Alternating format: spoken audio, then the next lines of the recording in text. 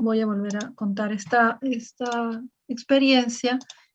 Los comuneros, la población de las comunidades, entonces empezaban a sembrar estos agaves en X. Tenían su invernadero, no tenían un invernadero, ahí crecían bonitos porque están protegidos, no hay tanto sol, controlan la humedad, todo, y de ahí los llevaban al campo. Y esta es una zona árida, es una zona seca. Entonces los llevaban al campo, los sembraban, ¿no? Hicieron buenas reforestaciones, pero al poco tiempo se murieron, ¿no? Se murieron. Entonces ellos convocan a estos colegas mexicanos, les piden asesoramiento, ¿no? Para poder saber por qué no ha funcionado eso. Entonces se generó una investigación. En esta zona habían también arbolitos, arbustos de otros tipos, ¿no? Una serie de especies naturales de la vegetación, de la comunidad natural de esta zona, que estaban presentes. Entonces, lo que hicieron estos colegas y amigos es evaluar debajo de qué plantas se encontraban estos magueyes. En algunos sí, y en otros no. Entonces, empezaron a analizar la frecuencia de la presencia de estas plantitas, de estos agaves mezcaleros, en ciertas especies y en otras no. Entonces encontraron que hay asociaciones en algunas especies, como estas y estas, pero no había asociación con otras. Entonces pudieron identificar debajo de qué especies deben sembrar las plántulas, porque las sembran chiquitas, ¿no? Las plántulas del agave para que sobrevivan, ¿no? Entonces, tanto para restaurar como, en este caso, utilizar, ¿no? Porque esto es un producto que brinda un ingreso económico importante a ciertas comunidades que venden el destilado, ¿no? Este mezcal. Y tequila es un tipo de mezcal. Entonces, este tipo de estudios sirven tanto para restauración como para la recuperación de algún recurso que es de utilidad económica, ¿no?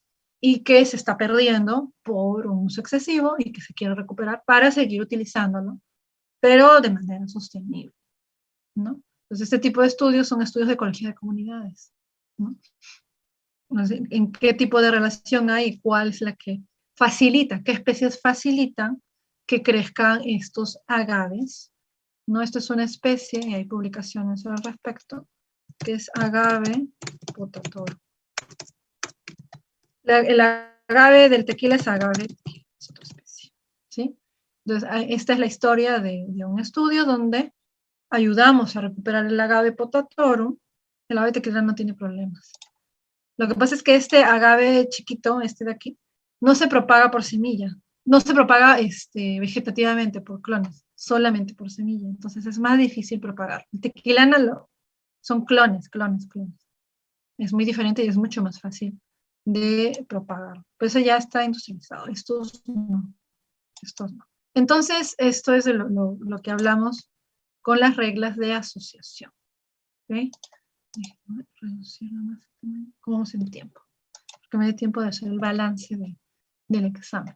Ok, entonces, tenemos luego de haber visto definiciones de comunidades, la importancia de estudiar comunidades, ¿no? La noción de asociación, con lo que Clement y Gleason nos plantean, nos aportaron, ¿no?, a la ecología de comunidades. Vamos a empezar a describir las comunidades, ¿no? ¿Qué es lo que hacemos en este capítulo? Entonces, como nivel de organización, individuo, poblaciones, ahora estamos en comunidades, la comunidad se caracteriza por determinados atributos y procesos que van a determinar sus propiedades. Entonces vamos a ver lo que es la abundancia relativa, qué cosas son las formas de vida, qué cosa es la composición específica, ya hemos estado hablando de la composición florística, o sea, la composición específica en una comunidad vegetal, la riqueza de especies, la diversidad, la dominancia y lo que es la estructura trófica. Y otros aspectos más que voy a detallar, que están relacionados con esto. Entonces, para comenzar, la abundancia, ¿no? Igual que en las poblaciones, tanto como identificar qué especies hay, también queremos saber generalmente cuántos individuos hay por cada especie en una comunidad. Entonces vamos contando el número de individuos de una especie en una área determinada, ¿no? En este caso vemos una especie, pero en las comunidades lo que vamos a tener en realidad, vamos a tener otra especie por acá, otra por acá. O sea, esta en amarillo es otra especie, entonces tenemos que contarlas también para ver cuánto está aportando a la comunidad, ¿no? Es un trabajo más complejo, ¿no? Otra especie, la de color rojo, entonces contamos cuántos individuos hay de las plantas, cuántos individuos por especie, ¿no? Entonces, por eso se hace más complejo el trabajo en comunidades, pero todo con el propósito de responder a alguna pregunta, ¿no? ¿Cuál es la composición florística? Podemos hacer comparaciones. La abundancia de estas especies en un tiempo 1 es tal y en el tiempo 2 es tal. ¿Por qué? Eso es lo que hay que comprender. No son los datos solo por los datos. O si es una línea base, también puede ser para caracterizar y conocer nada más, también es cierto, sí es cierto. Las formas de vida, ¿no? Las formas de vida, ¿no? Son formas de crecimiento de los organismos, características que responden a ciertas características ambientales, condiciones ambientales, ¿no? ¿Y qué se ve morfológicamente? Es visible. Estas formas de vida, en el caso de la vegetación, ¿no? Que es lo que les voy a precisar acá, tiene que ver con los estratos verticales de la comunidad o la estratificación o disposición vertical en capas de una comunidad vegetal, que vamos a hablar de esto en estructura vertical. ¿Qué es esto? Que nosotros tenemos, ¿no? Lo voy a ampliar acá. Es un adelanto porque lo vamos a ver después, que nosotros tenemos una comunidad, no ponemos esto nada más y ponemos un árbol. En la comunidad tenemos árboles, ¿no? Es un bosque, digamos, ¿no? Donde tenemos árboles. Luego podemos ver árboles más pequeños, por aquí arbustos, ¿no? Y luego hierbitas, ¿no? Hierbitas. ¿A qué se refiere con esta disposición vertical o estratificación? Vamos a establecer estratos. Estratos, ¿de qué tipo? ¿No? Tenemos, por ejemplo, el estrato referido a las copas, más o menos, el estrato de copas, luego un estrato de los árboles bajos, por acá hasta aquí llega más o menos, el estrato arbustivo, como por acá, ¿no? Y luego el estrato, no sé chuecas, pero deben ser paralelas. Entonces tenemos varios estratos que se van definiendo en función a la forma de vida. Tenemos el estrato 1, un estrato, 2 estratos, 3 estratos, 4 estratos, y el suelo también cuenta como estrato, ¿sí? Pero lo que está encima del suelo es lo que nos va a decir nuestra estructura vertical del mundo. A eso se refiere, ¿ok? Entonces, voy a tener que borrar esto, voy a reducir. ¿Y cuáles son las formas de vida que definen esos estratos? Creo que ya se han ido dando cuenta. Vamos a ver que hay las formas de vida ampliamente utilizadas para clasificar la vegetación en distintas partes del mundo. Van a ser árboles, los árboles, ¿no? El porte arbóreo, que es grande, un tronco grande, que a partir del segundo tercio de su tronco se ramifica, ¿no? Donde están estas yemas que van a dar lugar a ramas. Los arbustos, ¿no? que casi se ramifican desde el primer tercio del tronco o de la parte leñosa, se ramifican, ahí es donde tienen las yemas. Y las hierbas que no presentan este desarrollo leñoso, ¿no? Que más bien pueden que tengan un tallo reducido o subterráneo en algunos casos, o estolones, y desarrollan las hojas, ¿no? Esta es una forma de vida. Las hierbas, arbustos, es otra forma de vida, y árboles es otra forma de vida. Por eso cada uno de estos, por el tamaño que alcanza, nos va a definir un estrato en la disposición vertical, en capas de una comunidad, ¿no? Entonces, las comunidades se van a clasificar ya sea por el grupo taxonómico, o por el hábitat, o por el alimento, o por su forma de crecimiento, ¿no? En este caso, nosotros vamos a clasificar las comunidades por la forma de crecimiento. Por eso decimos matorral, ¿no? O bosque, que es relacionado con árboles, pastizal, pastos, que son hierbas.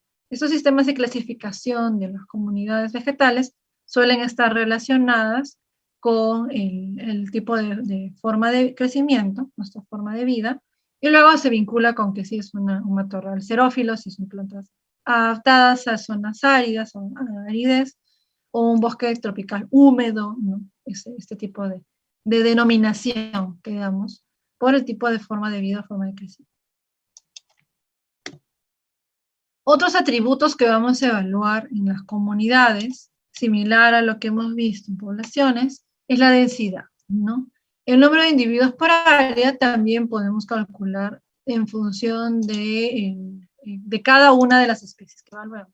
La especie, y aquí tenemos otra especie, ¿no? Hay que hacer esto para cada una de las especies, los individuos, contar el número de individuos por especie, por unidad. La cobertura no es el porcentaje de área que cubre una especie, y se suele usar en plantas, ¿no? O en animales pocos móviles, en los corales, ¿no? En los corales o en las anémonas, ¿no? Estos que están de forma modular, no son modulares, están quietos, entonces los contamos más bien como el área que cubren. Y esto se usa mucho en plantas porque a veces el contar individuos, ¿no? Ya vimos en el capítulo anterior, la densidad, no, de repente no nos da información suficiente del aporte de una especie en una comunidad. Si tenemos otra vez, típico caso de un bosque de la costa norte, ¿no? Donde tenemos un bosque de algarrobos, y en este bosque, en un área determinada, ¿no? En un área determinada tenemos los algarrobos, ¿no? Están vistos desde arriba. Entonces, la cobertura es una proyección perpendicular. Tenemos 4 algarrobos, pero de repente viene una lluvia por un niño y tenemos un montón de tomatitos silvestres. Voy a poner como palitos. Un montón de tomatitos silvestres, ¿no? Pero que son individuos así. Pero en términos de cobertura vegetal, el aporte en biomasa a una comunidad es mucho más elevada en el caso de los algarrobos, ¿no? Que de los tomatitos, ¿no? Tomatitos silvestres son los que crecen así, en época de niño, ¿no? Entonces, la cobertura vegetal es esta proyección, ¿no? Ortogonal. Tenemos un árbol donde su copa, ¿no? Va a generar una sombra, digamos, ¿no? Esa sombra es lo que cubre la superficie, igual va a ser un área así. Entonces, dependiendo del tipo de forma de la copa, calculamos en caso de un óvalo 2 radios, si es una copa más redondeada, un radio nada más, y calculamos el área, ¿no? Entonces podemos ver qué proporción del área es cubierta por el algarrobo, este es el algarrobo, y qué proporción por el tomate silvestre. Y es muy probable que gane. Vamos a tener más árboles de algarrobo, menos árboles de algarrobo, perdón, pero más cobertura vegetal. Pero más individuos de tomate silvestre, pero menos cobertura vegetal, porque va a haber mucho espacio desnudo, ¿sí? A eso, y por eso es importante evaluar la cobertura vegetal.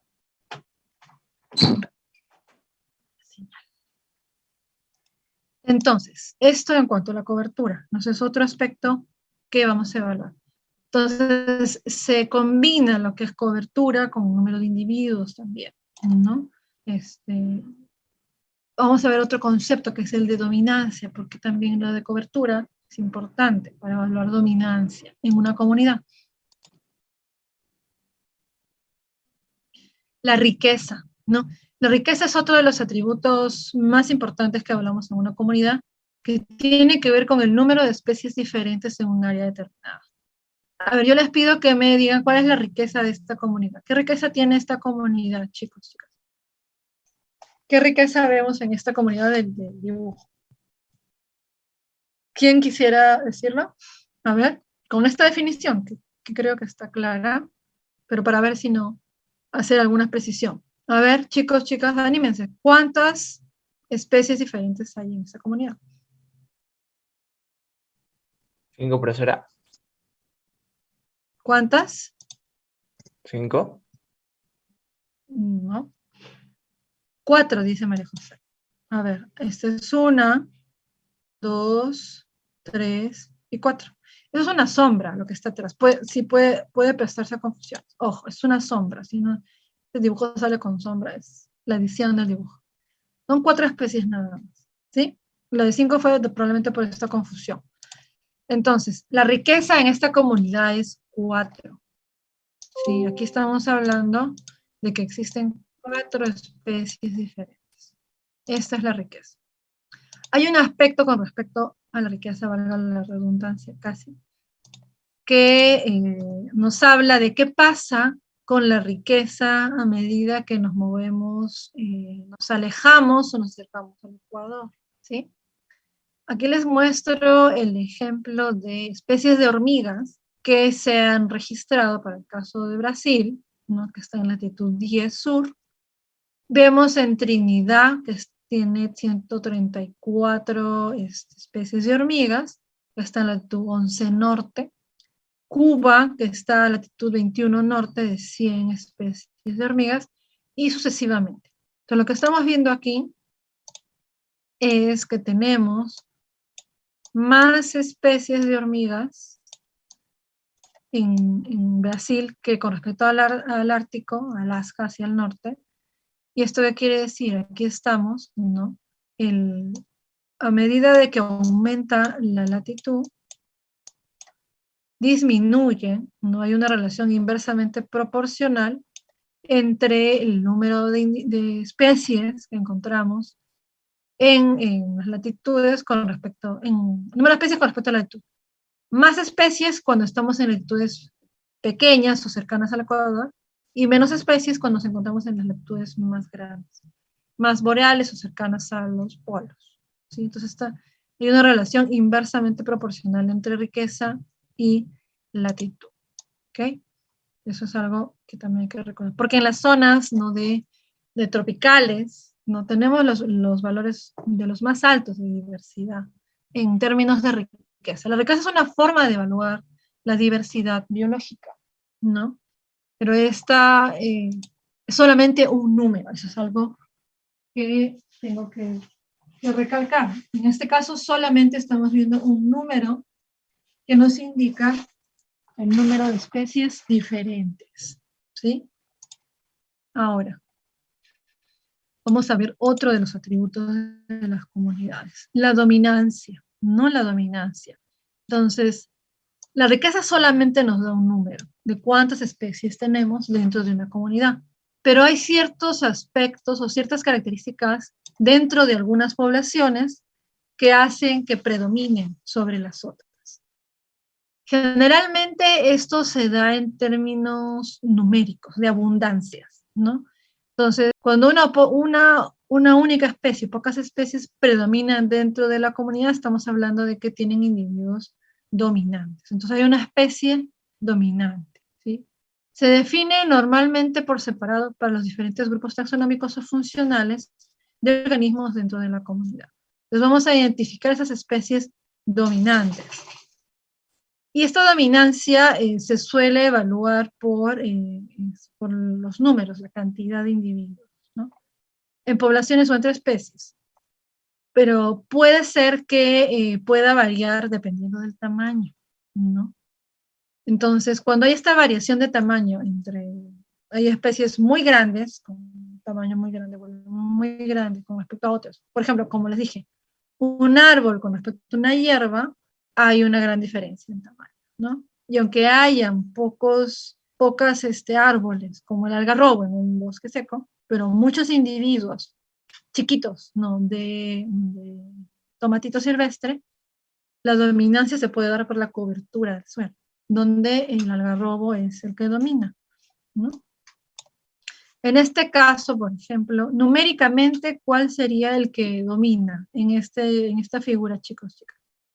Cada forma, ¿no? Es una especie diferente. ¿Cuál estaría dominando aquí? En esta comunidad, cuál sería la especie dominante? ¿Cuál de las formas? ¿Cuál de las formas sería la dominante? Chicos, chicas. A ver, El estén cuadro atentos, verde. están ahí. El recuadrito de acá, ¿no? Como verde, como turquesa. Sí, por números. Tenemos 5, tenemos 10, ¿no? 3, 4, 5. En los corazones tenemos 8, en el otro tenemos 4, 6, 7, las estrellas 4, la carita 1 y este cuadrado tendríamos 1. Pero si tuviéramos, por ejemplo, ¿no? Como expliqué en el caso del algarrobo, ¿no? Si tuviéramos estos recuadros grandes, digamos, con que tengamos 5, a pesar de que son solo 5, imaginemos que es el mismo color, ¿no? Ya la dominancia cambia. Son menos individuos, pero la cobertura es mayor, ¿no? Entonces, a veces el número de individuos no es un indicador suficiente de dominancia. Por eso es que también se utiliza, se evalúa los que tienen la mayor biomasa, como estos de aquí, estos árboles enormes, ¿no? Los que acaparan espacio también puede ser por la cobertura de las copas, por la contribución al flujo de energía o al ciclo de nutrientes, o los que de alguna u otra manera controlan o influyen sobre el resto de la comunidad, unas especies que predominan en cuanto a relaciones con el resto de la comunidad. Pero generalmente nosotros evaluamos el número de individuos, pero también evaluamos la cobertura vegetal. Otra es el volumen, ¿no? Otra puede ser el volumen, y el volumen se podría evaluar, ¿no? De esta manera, a ver. Que esto lo van a calcular, por ejemplo, los que hacen cálculos de almacenes de carbono, ¿no? Tienen que calcular la biomasa de las especies de plantas. Entonces, si tenemos un árbol, por ejemplo, un árbol, hay algunas ecuaciones alométricas para calcular, ¿no? El volumen, ¿no? Estamos hablando de volumen, el volumen del árbol. ¿Cuánto aporta en biomasa esto? Vamos a ver qué es biomasa también en ecosistemas. Y la hojarasca, ¿no? Y la hojarasca. Para calcular el aporte en carbono. Entonces hay especies dominantes que son almacenadores de carbono. Si tenemos un árbol, o por ejemplo una cactácea, que pues son así, no tenemos una forma muy clara de calcular, una ecuación clara, entonces hacemos un cálculo del diámetro que cubre, ¿no? Esto. En la cobertura, la altura, ¿no? La altura de este, ¿cómo se llama? De este cactus. Podemos calcular un diámetro aquí abajo, ¿no? Y tenemos la forma de un cono trunco y calculamos el volumen, ¿sí? Entonces, dependiendo si tenemos muchos de esos individuos o estos individuos, podemos ver dominancia. Con respecto a formas de vida menores, como arbustos o hierbitas, ¿no? Entonces, esas son otras formas de evaluar dominancia. Mayores volúmenes, en términos de biomasa, o mayor cobertura vegetal. Aquí les pongo, por ejemplo, en un cuadro con datos reales de un bosque caducifolio en Estados Unidos. No, lo que tenemos son plantas, ¿no? Y eso es por número de individuos, así, directo con número de individuos, ¿no? Que es lo que generalmente se suele hacer. En el caso de árboles, porte, ahí ya no va a rodearse, más o menos el mismo porte, más o menos, en tamaño, ¿no?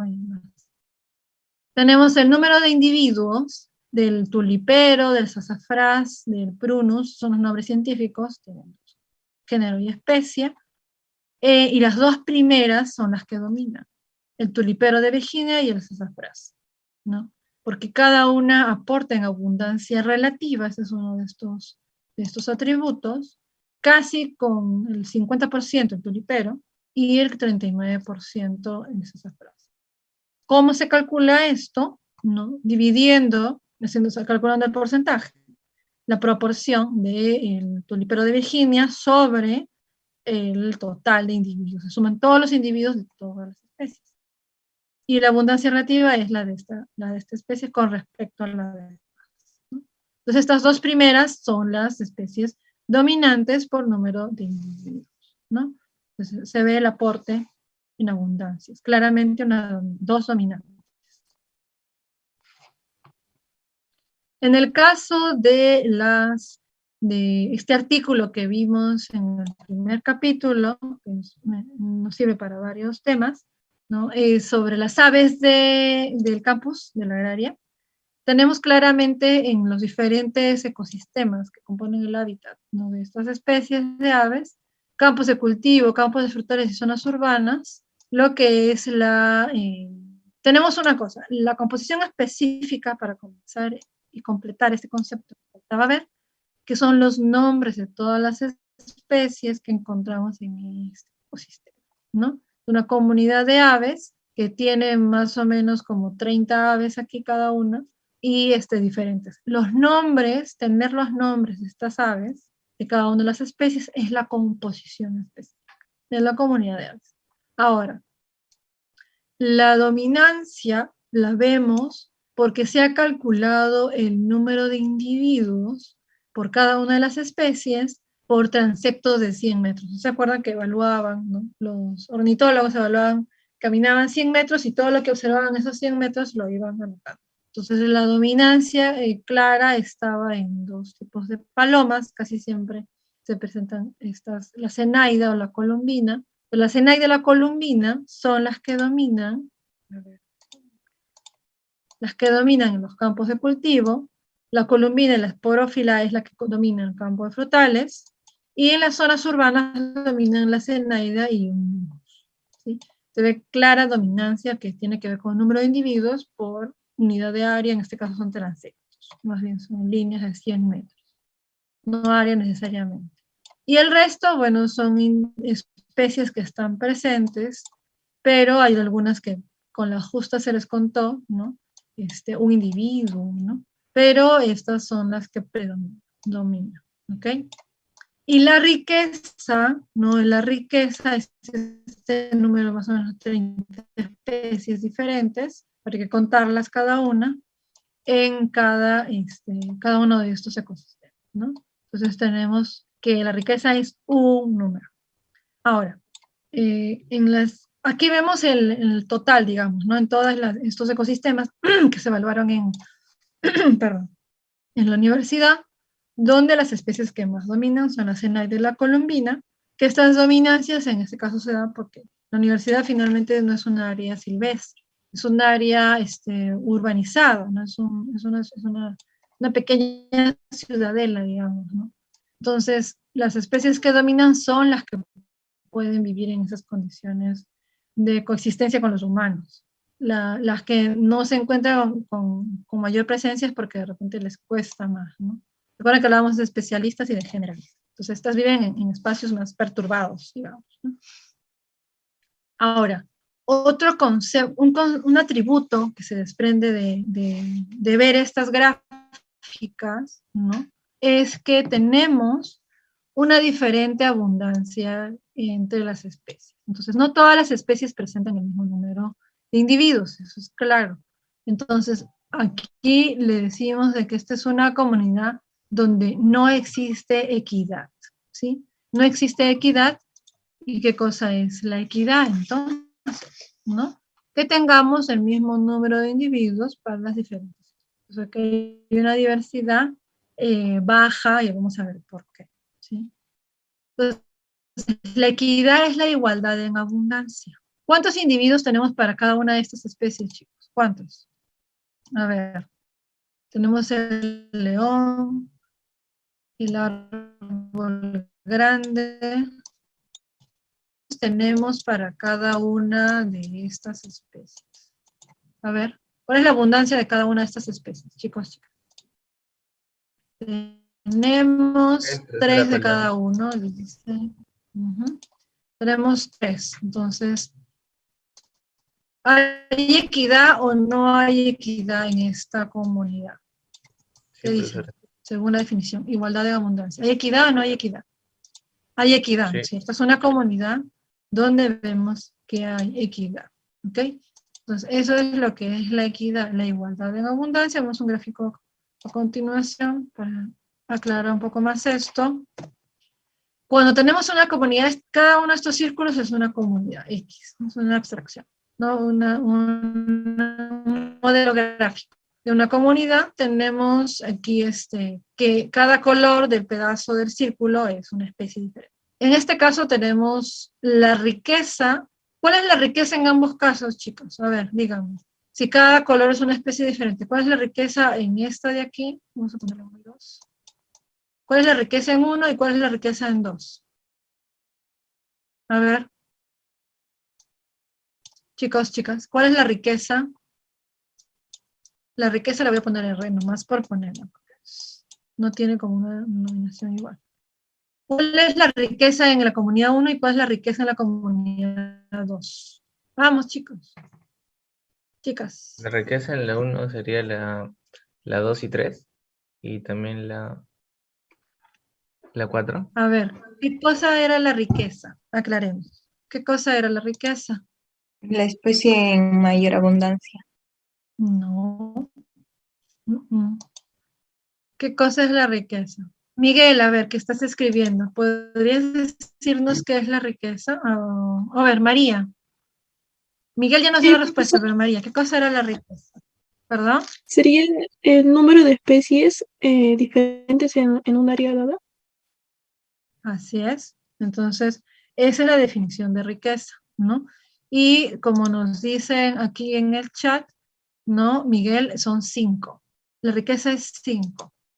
No se confundan, y esto es importante, por eso les pregunto para ver si quedó claro. La riqueza es el número de especies diferentes que hay en una comunidad. Acá tenemos, acá hay 1, acá hay 2, acá hay 3, este es el número 3, este es el número 4, y esta es la 5. Hay 5 especies. Igual, acá hay 1, acá hay 2, acá hay 3, acá hay 4 y acá hay 5. Me disculparán los números, pero lo estoy haciendo con el ratón, con el mouse. Entonces, ambas comunidades tienen 5 especies. La riqueza es la misma, por eso la riqueza es solo un número, ¿sí? Solo un número. Ahora, quedando aclarado eso, veamos que a pesar de que tienen ambas 5 especies, y son las mismas, no hay la misma equidad, ¿no? Hay una clara dominancia en la comunidad 2 de la especie 2, ¿no? Aquí mejor le ponemos, esta es la comunidad 2 para no confundirnos, y esta es la comunidad 1, ¿sí? Entonces tenemos una clara dominancia de la especie 2 en la comunidad 2, a diferencia de la comunidad 1 donde las 5 especies tienen la misma abundancia, ¿no? Entonces, en términos de que vemos en ecología de comunidades, cuando hay una mayor equidad en una comunidad, estamos hablando de que hay mayor diversidad. Este parámetro o atributo de la diversidad lo evaluamos en función de la equidad. Cuando hay una menor equidad, entonces aquí, porque se ve que hay una dominancia, entonces la diversidad es menor, ¿sí? Entonces, a eso nos referimos, es lo que trato de aclarar con estos dos gráficos, ¿no? Esta comparación. Por eso, cuando nosotros evaluamos comunidades y utilizamos solamente la riqueza, no nos da demasiada información. Nos puede llevar a tomar decisiones equivocadas, ¿sí? Entonces debemos ir a más profundidad en caracterizar nuestras comunidades. Por lo menos saber el número de individuos, ¿no? Que hay por cada una de estas, para ver si hay dominancia, y esto implicará que sea por un tipo de suelo o por una historia natural de esa comunidad, etcétera, ¿no? Y si hay mismas características y mismas condiciones que son similares para todos, vamos a tener una equidad, más o menos. Estoy poniendo algunos ejemplos, nada más, no es que sea siempre así, ¿no? Entonces, esto hay que interpretarlo luego, sí, es importante, eso es a lo que... Entonces, quedó aclarado este concepto de riqueza, ¿sí? Esto es muy importante porque luego hay estas confusiones entre lo que es riqueza y lo que es dominancia. La dominancia es esta, ¿no? Tener este tamaño enorme de pastel de una sola especie, eso es dominancia, ¿no? ¿Sí? Listo, bacán. Entonces, Aunque, profesora, también hay sí, dominancia de uno sobre el segundo caso. en el cual, perdón, sí, Eh, tenemos 2 especies, es cierto. Tenemos 2 especies, si lo vemos en tamaños del número de individuos, esta también está dominando. Digamos que esta es la primera y esta es la segunda. Pero hay claramente, o sea, si hablamos de la dominante total, es esta, porque tiene casi el 50%, aporta con el 50% de individuos a esa comunidad. ¿no? Esa especie 2. Pero sí es cierto. Probablemente no solamente va a haber una, pueden haber una o dos o más, como la vimos antes, en comunidades de 20, 30 individuos, de especies. 2 o 3 especies dominantes puede ser que haya, ¿no? Entonces, eso Profesora, uh-huh, ¿sí? ¿y esto es considerado como dominancia también con respecto al otro de acá? ¿En cuál? De esto. A ver, ¿este es dominancia sobre el otro caso de ahí o no? La dominancia, la dominancia se refiere a nivel de comunidad, ¿no? Una especie sobre, dentro de una comunidad, cuando hay dominancia hablamos de esa comunidad, qué especie está dominando, ¿no? En ese caso que tú dices, que tú indicaste, que no sabía que se podía hacer, pero está bien, para poder yo saber de qué me hablas, en este caso, esta especie, la abundancia es mayor en la comunidad 1 para la especie 5 que en la comunidad 2. A eso se refiere, en sus abundancias. Pero cuando Ya hablamos de comprendí. dominancia, estamos hablando dentro de esta comunidad 2, hay una especie que domina o dos especies, ¿no? Pero Sí, no profesor, muchas gracias. hablamos de que las 5 domina sobre. Entonces, por eso queda claro y lo vamos a ir viendo. ¿Por qué usar solo riqueza? No es suficiente. En algunos Profesora, se documentos está de políticas, escuchando ¿sí? entrecortado ahora. Y se está entrecortando, no sé, ¿me escucharon mejor? Ahora sí. Más o menos. A Sí, ver, pero bueno, pues ya aclaró mi duda. Muchas gracias. ya de nada. Entonces, voy a rápidamente a explicar dos de los índices para que nos alcance el tiempo para ver lo del balance del examen. Nosotros vamos a ver dos índices para evaluar diversidad, pero hay muchos más. Ojo, son solamente dos ejemplos de índices. El índice de Shannon-Wiener, que se basa en la teoría de la información, en la incertidumbre, que es un índice que nos dice si la diversidad es baja, entonces la seguridad de tomar un individuo de una especie determinada al azar es alta, ¿no? Porque cuando la diversidad es baja, quiere decir que hay dominancia. Esto de que sea fácil sacar un individuo de una especie determinada es porque estamos hablando de dominancia. Por eso la diversidad es baja. En el caso en este índice, cuando la diversidad es alta, entonces va a ser difícil predecir a qué especie va a pertenecer un individuo tomado al azar, porque todas las especies van a estar distribuidas de manera equitativa. O sea, aquí va a ser una alta equidad. ¿Sí? Una alta equidad. Ay, terrible escribir con el mouse. Pero bueno. Entonces, esto es lo que nos dice el índice de Shannon-Wiener. ¿Qué cosa vemos en este índice? Se expresa en bits, que son unidades de información que se necesita para encontrar un individuo extraído al azar y poder decir a qué especie pertenece, ¿no? Los componentes de este índice son la riqueza y la equidad, que es el grado de igualdad o en la distribución de abundancia de las especies, que tiene que ver también con el de la dominancia. Si no hay equidad es porque hay dominancia. Y se calcula de esta manera, de P subíndice I.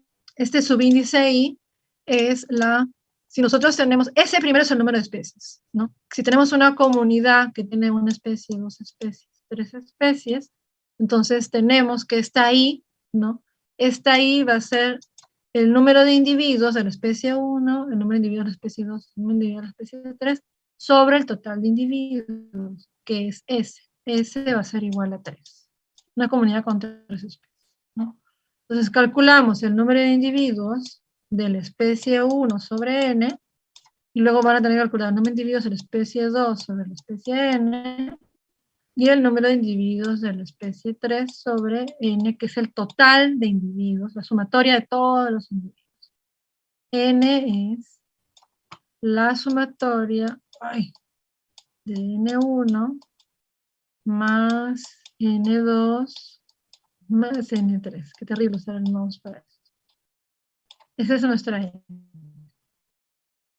Ahora, pero nos pide calcular primero las proporciones, ¿no? Y también nos pide que estas proporciones las multipliquemos al logaritmo en base 2 de estas proporciones. Entonces, calculamos las proporciones, luego calculamos el logaritmo en base 2, y esto lo multiplicamos por este P sub índice, que es cada uno de estos. P de 1, P sub índice 2 y P sub índice 3. A eso me refiero.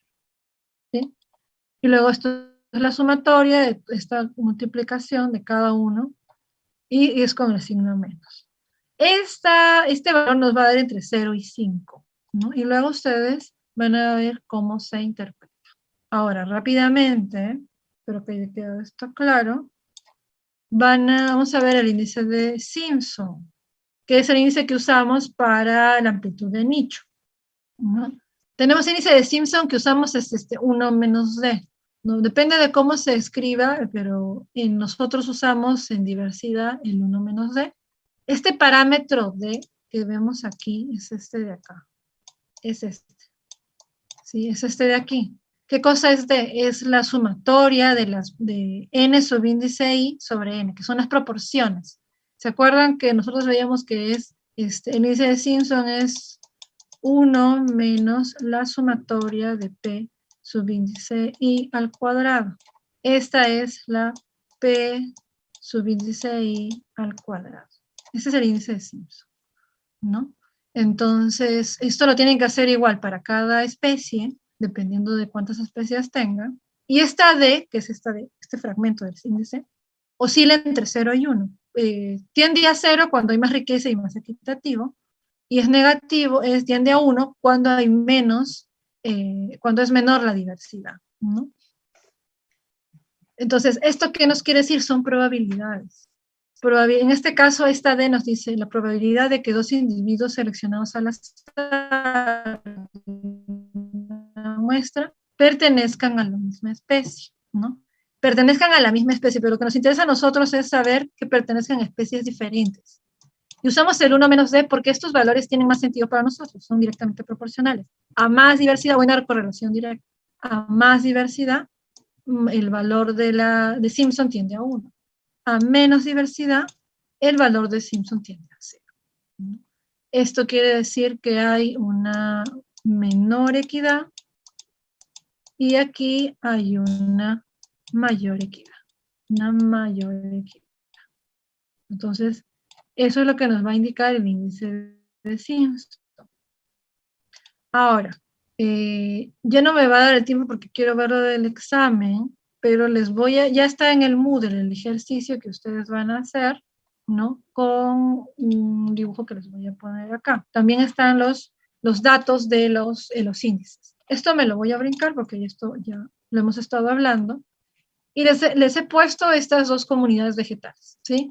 Entonces, les voy a pedir que lo hagan en casa y que ya lo van a tener que revisar con el profesor Richard. ¿Cómo está la riqueza en cada comunidad? ¿No? ¿Cuál es la riqueza? Para que ustedes lo hagan en casa, ¿no? La riqueza, van a tener que calcular abundancias por especie, ¿no? Por especie. ¿Cuál es la composición específica? Si hay equidad o no. Hay equidad o no. Y los índices para realizar la interpretación, ¿sí? Estas comunidades pueden ser dos comunidades en dos sitios diferentes en el mismo momento, o podrían ser una misma comunidad en dos momentos diferentes, ¿no?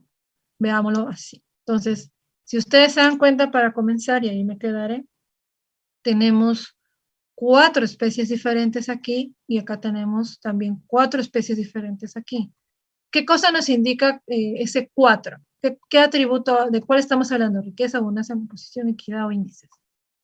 Ese número 4, ¿qué cosa es? La Riqueza. La riqueza, ¿no? Ya quedó claro entonces. Esa es la riqueza. Si ese dato ya lo tienen. Ahora tendrían que calcular ustedes todo lo demás. Estas diapos están en el módulo, entonces las diapos de los índices y esta de aquí para que hagan sus cálculos. Para ver si quedó claro y hagan un ejercicio de cálculo de los índices y la interpretación también. ¿Ok? Entonces hasta aquí voy a llegar yo el día de hoy. y ya la próxima semana tendrán una clase con el profesor. Muy bien. Ahora rápidamente me quedan un minuto y les pido por favor se queden un ratito para ver lo de el balance del examen, ¿no? Yo sé que ya vieron sus notas y que se han quedado preocupados por esas notas. Denme unos minutos, por favor, Recording para stopped. hacer ese balance. ¿Dónde está mi PPT?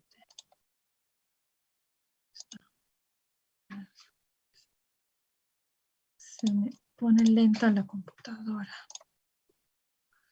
No tenemos... ¿Dónde está? Sí, acá está. A ver, esperen un ratito. Muy bien, yo lo que espero es ponerles las preguntas donde ha habido la mayor cantidad de fallas. Y si se dan cuenta son un montón, ¿no? Generalmente esto no sube de 14 preguntas donde casi todos han fallado, ¿sí? Entonces, yo lo pongo rápidamente, no puedo poner cada pregunta porque, como les digo, es un banco de preguntas que manejo y manejamos los profesores, ¿no? Pero para que tengan una idea de esto, ¿no? Hay preguntas tanto de verdadero y falso. Este no es el orden real, ojo, sino indica el número de preguntas, ¿no? Hay preguntas de verdadero y falso que incluso las han fallado la mayoría, y eso ya me indica un problema grande, ¿no?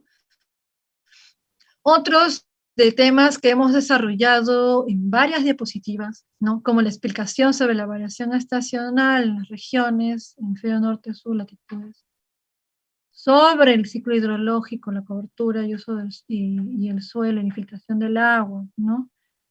Sobre la amplitud de nicho, que hicimos un ejercicio con ustedes lo hicieron en casa, los cálculos, la mayoría también ha fallado en esos cálculos. Sobre la fragmentación del hábitat, efecto de borde y aislamiento de individuos y corredores biológicos, que era para completar, que también le dediqué varias diapositivas y hubo un video, ¿no? Que iban a ver. Hice explicaciones y no han completado, ¿no?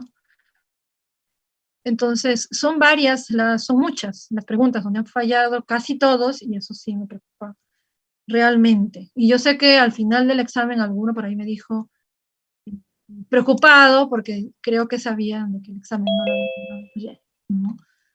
Entonces, no me voy a detener en cada una de estas preguntas. Cuando son menos, yo me detengo, pero son más de 24, son más de 20 preguntas en las que han fallado, la mayoría. Entonces, son comentarios generales, ¿no? Tienen que leer con mucho cuidado cada pregunta, ¿no? Entonces, aquí hay un tema de dedicarle la mayor concentración a cada una de las preguntas. Hay que leer con cuidado estas preguntas y sobre todo cuando se pide marcar la opción incorrecta o la falsa, aunque también en la correcta han fallado bastante, no solamente en la incorrecta, chicos. Los temas, como les digo, han sido explicados con amplitud. Están en las diapositivas, en algunos casos, no todos, yo sé, tienen los videos, pero para eso yo doy la clase en vivo. Ustedes no tienen que esperar el video para tomar notas, ¿sí? Entonces, yo sé que me piden hacer las grabaciones, pero yo dije, igual, en vivo uno no da la grabación, ¿no? Ahora que ustedes graben audios, que particularmente a mí no me gusta, es otra cosa, pero ahora tienen la ventaja del audio, pero también, o sea, tienen doble material en algunos casos, y son temas ampliados. Y ustedes ven que yo le dedico mucho tiempo a los ejemplos, ¿no? Entonces, no están repasando lo que hemos visto en clase, no están tomando notas, ¿no? Entonces tienen que repasar solamente, no, si repasan solamente las diapositivas, sin recordar lo que yo he extendido en clase, y por eso las notas son importantes que ustedes tomen apuntes, vamos a tener estos resultados. Y también había varios videos, ¿no? Hay videos que ustedes han visto donde se hablaban de estos temas que se relacionaban con la teoría, ¿no? Entonces tampoco han hecho uso de esos videos, no los han visto, o si habían dudas, en su momento no preguntaron. Entonces mis recomendaciones generales, repasar con anticipación, ¿no? Estudiar de manera grupal y tomar notas en clase. Si ustedes no toman nota en clase, es doble trabajo para ustedes. Atender la clase y volver a ver el video es doble trabajo, es doble tiempo, ¿sí? Ahora, en vista de que las notas están tan bajas, sí voy a tomar una recuperación. Va a ser un paso corto, pero para sumar algunos puntos. Yo les voy a decir cuántos puntos, pero tampoco voy a volver a tomar la prueba. No, porque ustedes debieron haber estudiado para esta prueba, ¿sí? Yo sé que es un curso que no es física, no es matemática, no es química, pero también es un curso cuyas notas se suman las demás. Entonces les pido un poco de esfuerzo. Ahora, también sé que, y por eso los trabajos pesan bastante, entonces ya con estos trabajos que les estoy dando, yo sé que ustedes van a subir su nota también, ¿no? Porque los trabajos están teniendo buen desempeño, entonces todavía tienen 2 trabajos más, esmérense en esos trabajos. Y entonces yo les voy a tomar esta recuperación, pero va a ser luego de la siguiente semana, que es mi comisión de servicio, ¿sí? Entonces lo que entró, cualquier tema de la primera, de este examen parcial va a entrar. Ahora, el examen final no va a entrar lo que entró en el primer examen, ¿sí? Va a entrar a partir de poblaciones en adelante. Entonces eso no se preocupe, porque fue lo primero que me preguntaron, porque sé que estaban preocupados porque no habían dado bien el examen. Si ustedes no estudian y quieren revisar el material en el momento del examen, se demoran mucho.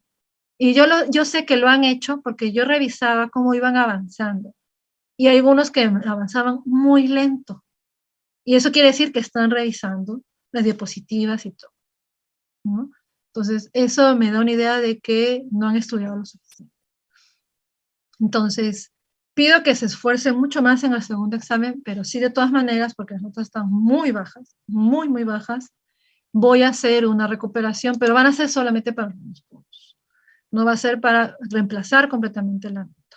Sí, es para que aumenten algunos puntos. Yo ya voy a definir eso en función de estas notas que han tenido. ¿Está bien? Pero sí vamos a hacer una recuperación. Bueno, entonces les pido por favor también que pongan de su parte para esta nueva evaluación y para el examen final. Para el examen final yo no suelo hacer recuperaciones, entonces tienen que estudiar, no estudiar. Entonces traten de prestar atención cuando yo estoy dando la clase, tomen notas, porque si ustedes vuelven a ver el video, es doble, yo digo, ¿no? Es doble esfuerzo para ustedes también, ¿sí? Muy bien. Entonces, vamos a hacer eso. La próxima semana el profesor Richard va a terminar con ustedes, avanzar este capítulo, y la subsiguiente, que es la del 18 de julio, van a tener su recuperación. El examen final, le pregunta María José, ¿es desde Ecología de Poblaciones? Sí, desde Ecología de Poblaciones. Que ya voy a subir las diapositivas, ¿sí? Ya las voy a subir también. Entonces, no se me desanimen, eso es lo que les quiero decir también. Todavía tienen trabajos para hacer, que sé que los van a hacer bien, un examen más y van a tener esta recuperación, ¿ya? Entonces, vamos a darle con todo, chicos, en lo que queda del semestre. Nos vemos entonces ya de aquí a 2 semanas y, por favor, con cariño, con el profesor Richard, ¿sí? También aprovechen la presencia. Él es zoólogo, ¿sí? Entonces, yo soy botánica y él es zoólogo, así que también aprovechen su participación. Cuídense bastante, chicos y chicas. Adiós.